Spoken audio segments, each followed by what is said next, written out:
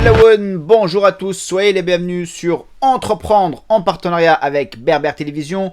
Nous allons aborder un thème très important qui est la facturation. La facturation est un élément indispensable dans la vie d'une entreprise. À chaque fois que vous allez émettre un service ou un produit, il se doit d'être accompagné d'une facture. Déjà, pour informer votre client de toute la prestation que vous allez lui fournir, mais aussi vous pour vous protéger vis-à-vis de ce dernier, pour pas qu'on puisse vous reprocher un manquement à votre service ou votre activité.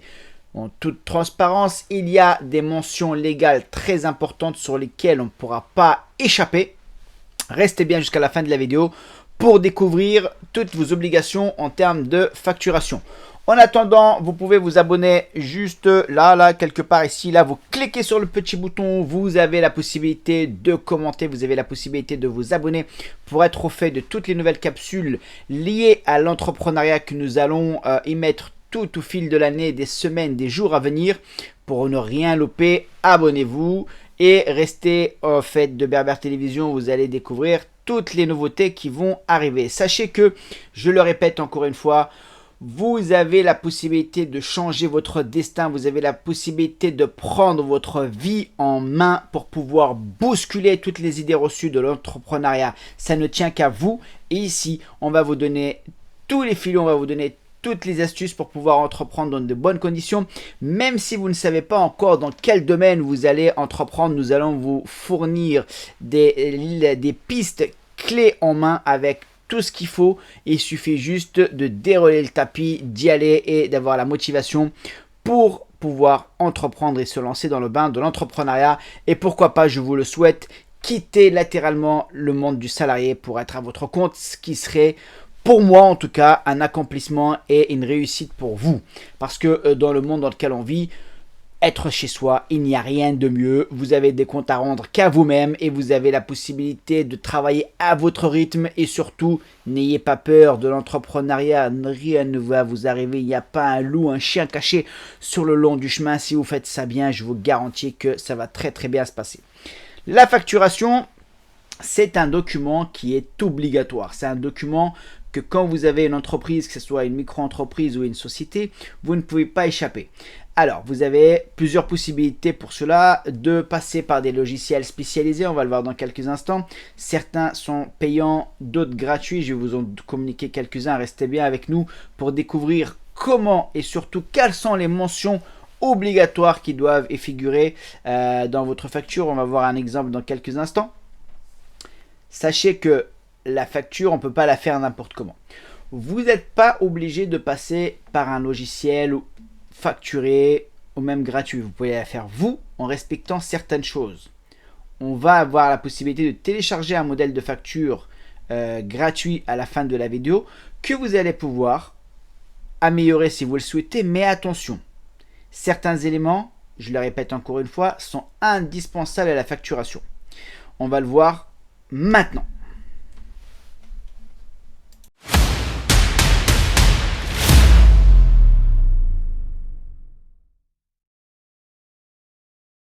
Nous voici devant un modèle de facture.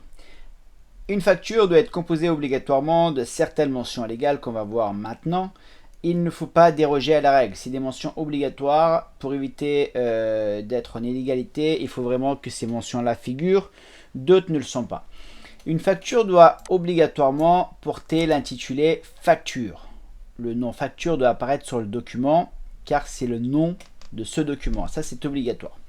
Il doit être également accompagné d'un numéro de facture.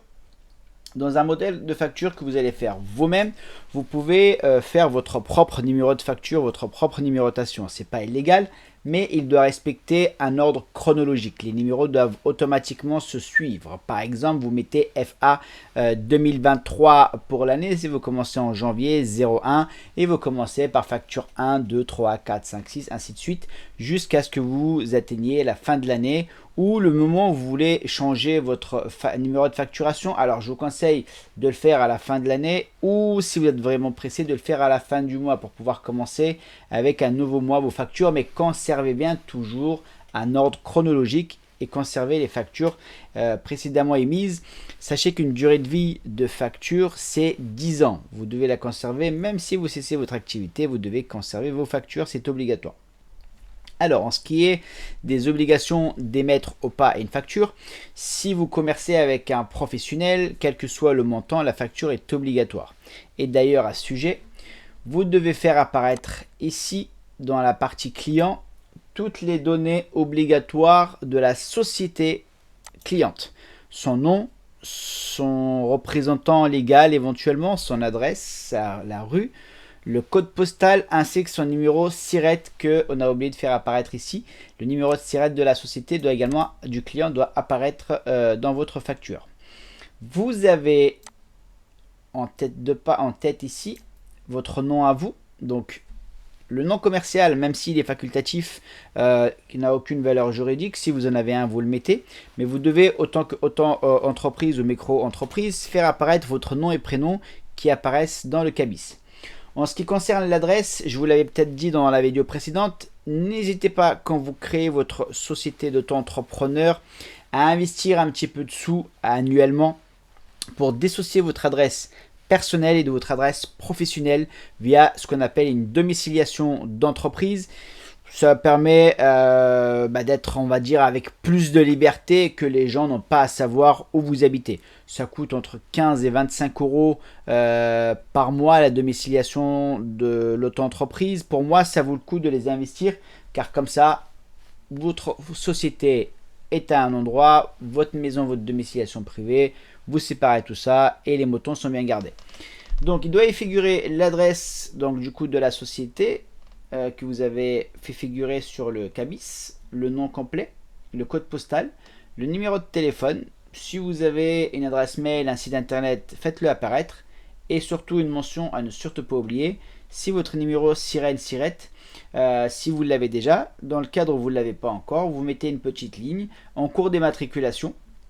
Très important, car comme ça on sait que vous êtes en train de vous immatriculer. Si une personne cherche, au moment où vous avez émis la facture, vous allez pouvoir le justifier tout naturellement avec le cabis qui va arriver dans les prochaines semaines.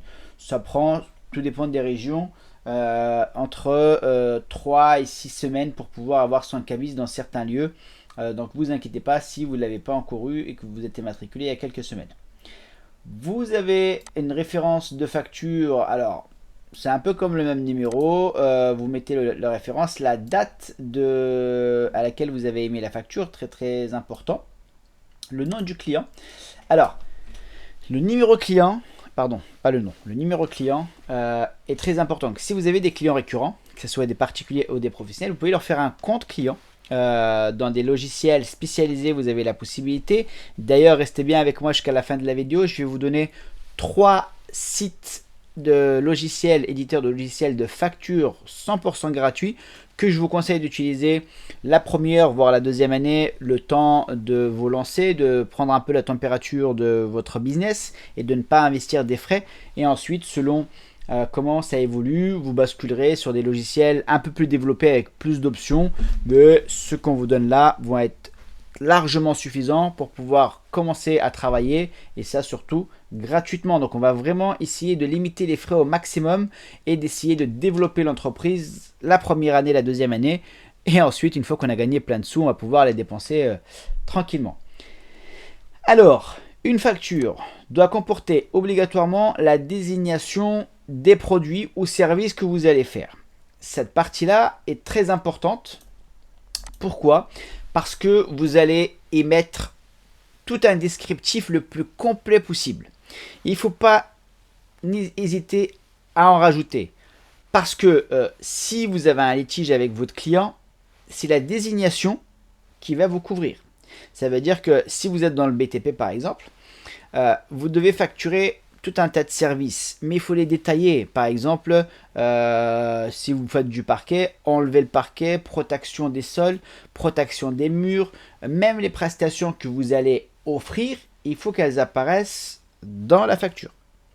Et si vous avez donc des quantités qui se répètent par rapport à la désignation, il suffit juste de mettre nombre de quantités 2, 3 par exemple, le prix unitaire de la prestation, et ensuite on va venir mettre le prix total de toutes les quantités. Donc s'il y en a 4, c'est 10 euros, 10 fois 4, 40. Comme on est en hors taxe, on n'a pas de TVA à appliquer, on est tranquille. Et vous avez la possibilité de rajouter autant de lignes de désignation que possible. N'hésitez pas, vous ne mettez pas tout dans la même ligne. Créez des lignes pour que ça soit aéré, pour que ça soit joli à voir. N'hésitez pas surtout, comme je vous dis, à mettre un maximum de descriptifs dans les désignations. Vous êtes tranquille. Alors, le mode de règlement, donc vous avez la possibilité de le mettre, les modes de règlement que vous acceptez. Moi, je vous conseille d'accepter tout type de règlement, CB, virement bancaire, espèces, pourquoi pas les chèques, c'est vous qui voyez, j'ai pas de... Voilà, faites comme vous voulez. La date d'exécution de la prestation. Si vous faites une prestation, un chantier dans le BTP toujours, mettez la date. Éventuellement, les conditions de paiement. Donc ça veut dire, si vous le faites en 3 fois, un tiers à la signature, un tiers par exemple à la moitié du chantier et le reste à la fin. Il faut que tout ça soit détaillé, écrit. C'est très important quand vous avez un paiement qui va s'échelonner, de bien vous respecter votre travail, la durée que vous allez mentionner dans la facture, dans la durée d'exécution, et surtout respecter les conditions de paiement. N'oubliez pas de demander à votre client qu'il vous paye, et puis si vous ne payez pas, vous arrêtez le chantier tout simplement. C'est écrit, c'est un contrat, une facture, c'est un contrat qui vous engage vous et lui. Précédemment, vous avez rempli un devis, avant d'arriver à la facture, vous avez dû remplir un devis où vous faisiez un descriptif du chantier ou de la prestation que vous allez effectuer. Et puis la facture, c'est ce qui vient valider le devis que vous avez émis en amont. Donc, n'oubliez pas à mettre un taux de pénalité en cas de retard de paiement et surtout de recouvrement qui est de 40 euros obligatoire. Alors, si vous avez des assurances décennales, comme toujours dans le BTP, marquez-le, c'est obligatoire qu'elles apparaissent sur la facture. L'assurance RC Pro, je vous conseille d'en prendre une pour vous couvrir la responsabilité professionnelle. En cas de litige, vous allez avoir de l'aide juridique qui vont pouvoir être là pour pouvoir vous aider à répondre à l'objection du client. Et vous mettez des mentions légales, des mentions de vente, des conditions de vente en annexe de la facture où vous allez détailler toute votre prestation de service, tout ce qui va y figurer dedans, vous le mettez comme ça, il n'y a pas de souci, le client sait comment ça fonctionne chez vous, il ne pourra pas venir vous reprocher quoi que ce soit par rapport au service ou à la prestation que vous allez faire. C'est des éléments qui sont vraiment obligatoires. Donc, je répète, pour les professionnels, les factures sont obligatoires. Pour un particulier au-delà de 25 euros, les factures sont obligatoires. Pour la vente en ligne, quel que soit le montant, c'est obligatoire. Une facture est une preuve de vente, donc c'est un document qui est obligatoire, qui vous protège vous, mais aussi votre client. Et je répète, sa durée de vie est de 10 ans. On va voir maintenant les logiciels gratuits. Vous avez, ils vont s'afficher juste au-dessus, Abi, qui est gratuit, vous avez Henri et vous avez facture.net. Donc vous avez ces 3 logiciels que nous utilisons, que nous conseillons à nos clients d'utiliser pour la première année. C'est 100% gratuit. Sachez que nous, on ne prend pas de commission. Je les trouve assez faciles à utiliser, assez ludiques. C'est pour ça que je vous en donne 3. Pas de publicité, ni pour l'un ni pour l'autre. Vous regardez ce qui vous simplifie la vie, ce que vous aimez le plus pour vous par rapport à la facilité de prise en main. Essayez les 3 et puis vous en choisissez un. Comme ça, vous êtes tranquille. Dernière chose, n'oubliez pas de vous abonner pour être au fait de toutes les capsules qui vont arriver. Il n'y a que vous qui pouvez changer votre destin. D'ici là, portez-vous bien et à très bientôt.